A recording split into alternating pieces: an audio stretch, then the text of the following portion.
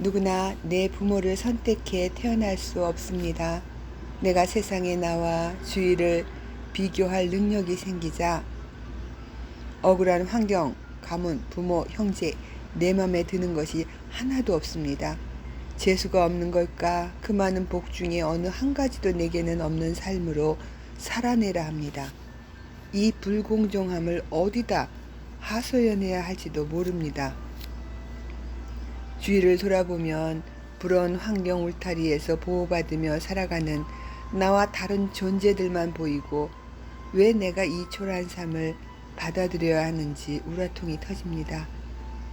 나를 왜 낳았냐고 책임도 못 질 상황에 그래 내 많이 양보해서 부모라면 자녀를 먹이고 입히고 가르쳐야 하고 성인으로 키워 독립시키는 게 기본 아닌가? 나는 첫 인연인 부모부터 결손을 겪어야 했어. 보호는커녕 내 아래 동생들의 생계를 책임져야 했다고. 나도 못 받은 보호와 사랑을 첫째라고 보상도 없는 의무를 지운다. 보고 배운 게 있어야 하지. 나는 나를 지키는 것만으로 힘들었어. 어떻게 사는 것이 지혜로움인지 잘 사는 것인지 배우질 못했다고.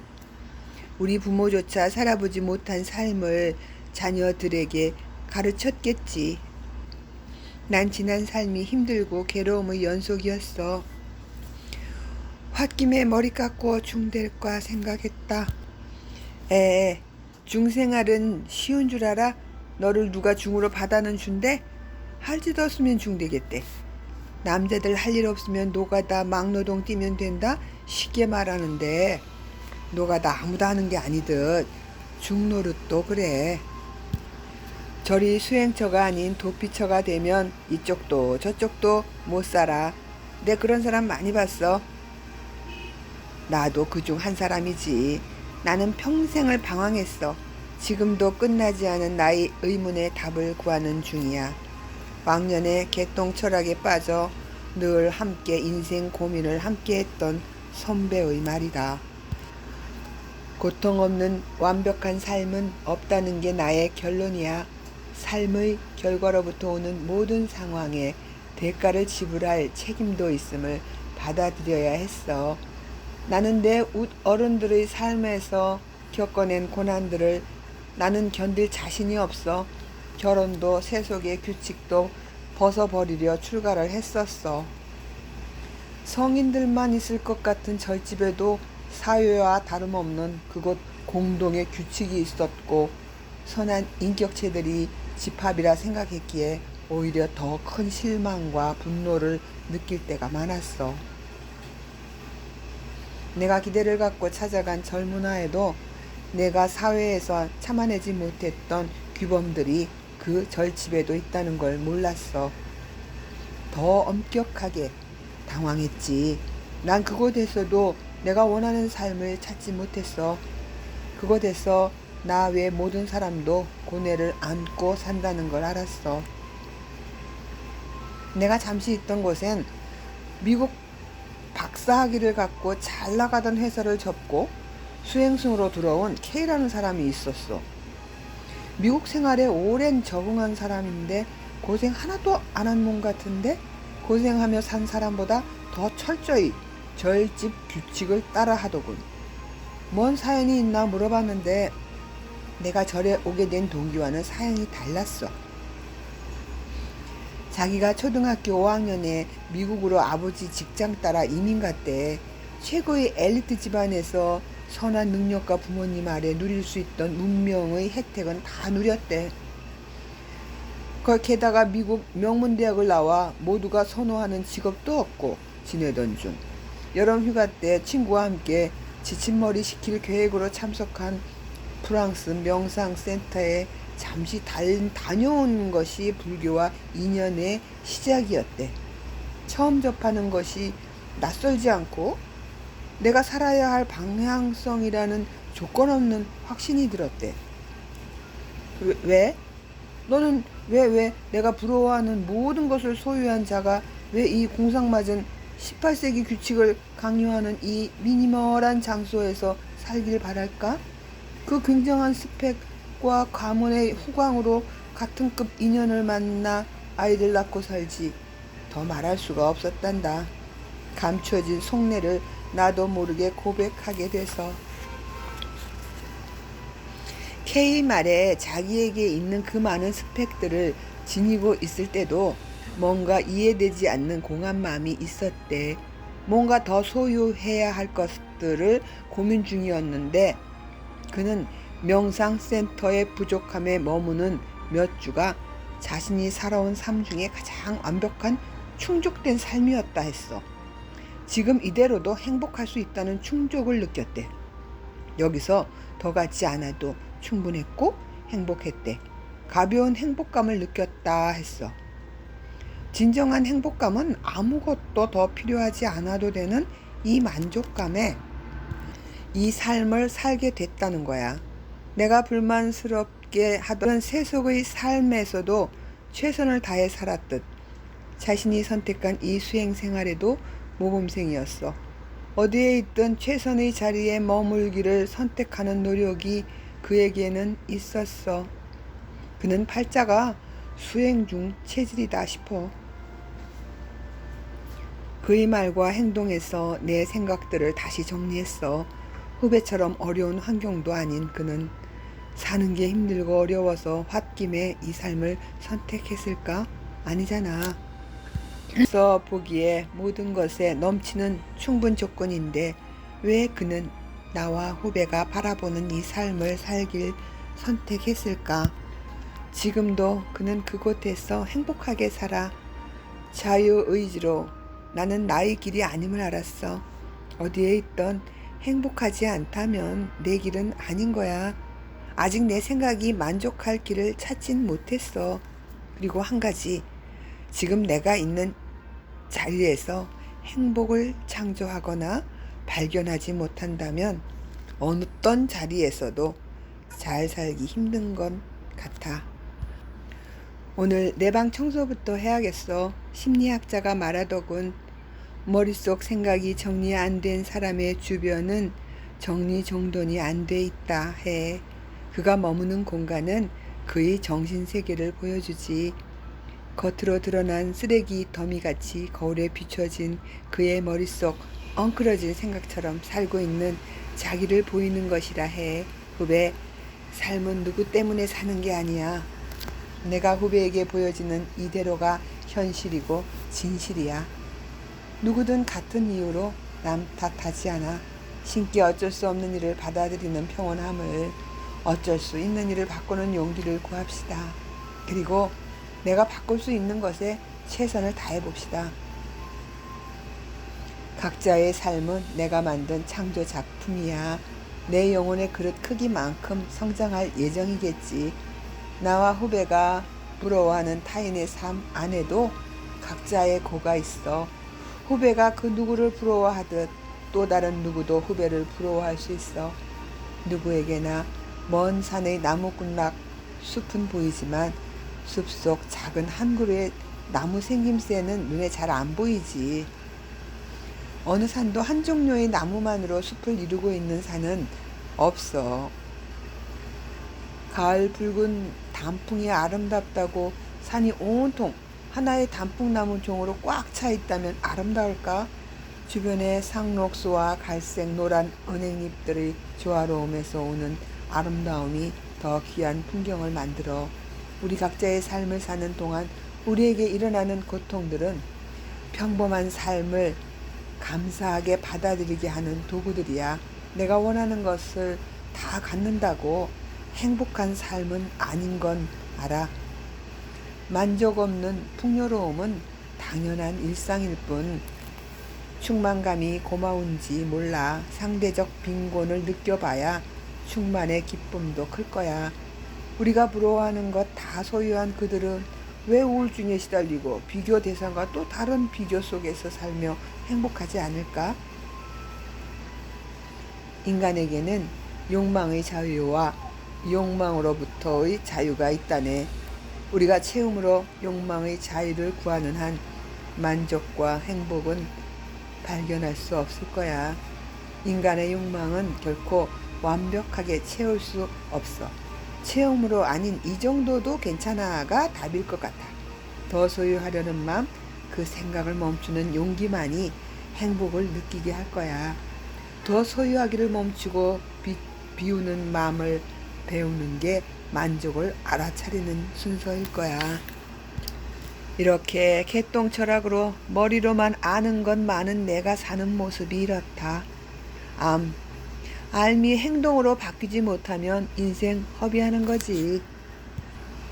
얼마 전 친구와 술자리에서 친구의 술 취중 진담을 듣고 내 맘속 비밀을 들킨 듯 술이 확 깨더라. 그 시절 그 친구는 말단 공무원 생활할 때 교회 주일학교를 돌보던 장로님의 소개로 초등학교 여 선생을 만났어. 그 시절 선생의 월급은 적었지만 나보다 많았어. 이 여자 잡아야겠다 생각했어. 인물보다 생활 능력이 마음에 들었거든.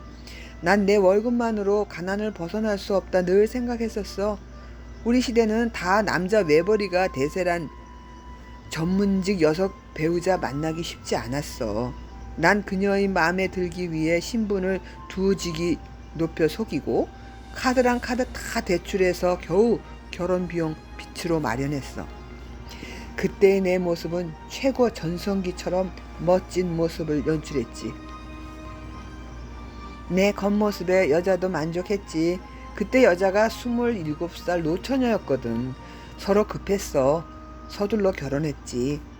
그러나 여자 쪽에서 결혼 반년 만에 사기 결혼 당했다며 이혼하자 법정 소송까지 하겠다는 거야. 집도 전세라 했는데 월세였어. 아내는 울며 친정집에서 돈을 빌려 겨우 전세로 계약했어. 그러나 무리한 대출 카드 비용은 결혼 생활 내 한 푼도 아내에게 줄 수 없었어. 늦은 나이에 아기를 임신해서 학교를 그만두려 했어. 내 현 사정으로 앞으로 지불해야 할 명세서를 정리해서 솔직히 말했지. 결혼하고 임신까지 했는데 어쩌겠어 하는 마음에 계속 사정을 했어. 예민해진 아내는 내가 학교 다니며 몇 년은 생계를 책임져야 한다는 선포로 들렸나 봐. 나의 본 경제 상황을 알게 된 후 그녀의 친정집에서 들고 일어났어. 아이는 낙태하고 타원을 하자 하더군. 그 시기 설상가상으로 나는 직장에서 문제가 생겨 경고 조치로 지방에 발령받아 대기 중인 신세라 여러 가지 불운이 함께 몰렸어. 내가 술 취해 홧김에 아내에게 말했지. 겨우 돈 때문에 파혼하자 하냐? 아이까지 포기하자고? 너 무서운 여자구나. 어떻게 내 몸속 생명을 그렇게 쉽게 포기해? 너 같은 물건이 선생이야? 결혼함이란 남녀가 만나 어려울 때 서로 돕고 살아내는 거지. 너가 능력이 없는 것도 아닌데 이 정도 갖고 헤어지자고? 그래, 너 돈 많은 놈 만나라. 내 주변 선배들도 우리 부모님들도 더 어려운 일이 많았지만 다들 견디며 살아오셨어. 이 순간을 못 견디고 이혼하자고? 그녀는 울며 처음부터 왜 속였어? 당신 부모에게 시골에 땅이 몇 천 평 있고 하우스 농작물로 부자라 했잖아. 집은 당연히 소형 평수지만 지방에 아파트 사놨다며 그거 팔아 조금 보태서 서울에서 집 장만하자며. 다 거짓말이잖아. 당신을 평가한 친정엄마가 그러더라. 너랑 살아봐야 고생길만 보인다고 하셨어. 나도 그 말 인정해. 얼마나 책임감 없는 사람이면 늦은 나이에 임신한 나더러 돈벌이 더 하라고? 정 떨어져 더 살 수 없어. 헤어져. 무엇이 진짜 내 모습이니? 너희 모든 게 거짓이었어. 직장도 집안도 속였어. 이 상황의 거짓들을 나는 숙명으로 받아들이지 않겠어. 당신이 생각하는 여자 팔자로 포기할 줄 알았나 본데 넌 날 잘못 봤어. 앞으로 정직하게 딱 너하고 어울리는 여자 만나 살아. 똥덩이는 똥덩이지 된장처럼 생겼다고 된장이 되진 않아. 더 속고 싶지 않아. 내 집에서 나가. 이 집도 내 돈으로 구했어. 다신 보지 말자. 인생 정직하게 살아. 순진한 여자 사기치지 말고. 또 모르지. 개벌어 어디 가겠어? 순진한 여자 속여야 나무꾼과 선녀처럼 구수에 넘어와 체념하고 살려나? 그렇게 우리는 5년 전에 헤어졌어. 난 이제 머리 먹물든 여자 가려 만나야겠어. 전처는 꼴에 능력이 있다고 날 무능한 사기꾼으로 몰았어. 너무 계산에 예민했어. 능력 있는 여자라 좋아했는데 이런 차가운 감정을 가진 여잔진 몰랐어. 아무리 감정이 시멘트 같아도 함께 산 정이란 게 있잖아. 난 창피해서 집에 말도 못했어. 내가 이혼했다 했지. 나 사실은 이혼 당했어. 그렇게 사과하고 앞으로 잘해보겠다 해도 냉정한 사람이었어. 임신 4개월 아기까지 버릴 맘이면 우린 함께 살 수 없는 인연이었어. 사랑으로 맺어져도 산호라면 헤어질 결심이 생기는데 우린 사랑이 아니었어. 조건에 먼저 맘이 갔으니 살면 정들 줄 알았어. 요즘 들어 그 여자 판단이 맞았나 싶어. 요즘 나는 되는 일이 없어. 직장 나온 지 2년 이상 됐어. 자리가 안 잡히니 여자를 만날 수도 없고. 전처 장모 예언대로 함께 살았으면 여자가 벌어먹였을 거야. 다 그렇지는 않겠지만 나도 전처도 조건이 앞선 만남이라 서로 참는 마음이 부족했어. 누굴 만나도 이젠 맞출 자신이 없어. 어떤 복을 지어야 착한 아내를 만날까? 이번 생은 포기해야 하나? 욕심인데. 무능하고 아무것도 없는 나를 사랑해줄 인연은 어디 없을까? 세상에 여자도 많은데 그중 더도 말고 한 명이면 되는데 젠장. 괜찮아. 대신 2배의 자유도 있잖아. 홀로 살 용기도 필요해. 세상은 자비로워. 내게 인연이 필요했다면 최상의 인연을 허락했음을 믿자. 내가 준비되니 내게 과분하고 고마운 새로운 인연을 허락하셨음을 증언하는 알라는 가족들의 이야기가 차고 넘쳐. 내게 안 오는 인연은 너가 준비되지 않아서지 인연이 없어서가 아님을 받아들이자. 내 뜻대로 아닌 신의 뜻이 이럴 때 필요함을 인정해. 지금 주어진 삶의 형태는 내 탓임을 인정하자. 내 미성숙한 생각을 변화시키자. 미성숙한 나는 다시 미성숙한 짝을 찾는 악순환, 반복적 실패로 이어지는 삶을 인연을 만듭니다. 내가 변해야 새로운 삶도 인연도 변합니다. 주위에 모범적으로 잘 살아내는 선인들이 계신다. 그들은 영적 성장을 갖추고 초심자들을 위로와 격려로 돕고 있습니다. 익명성으로 진정한 진리로 봉사함이란 어떠한 대가의 요구함도 없어야 합니다. 내가 건전한 지혜로 성장된 만큼 봉사자들의 영적 성장과 삶이 보입니다. 더 고요히 더 평화롭고 행복한 자리에 그들은 머물러 삽니다. 그들을 닮아 가십시오. 진리는 신이 뜨시며 선물입니다. 자유와 만족된 삶을 내게 보장합니다. 당신은 어떠함에도 행복할 권리와 의무가 있습니다.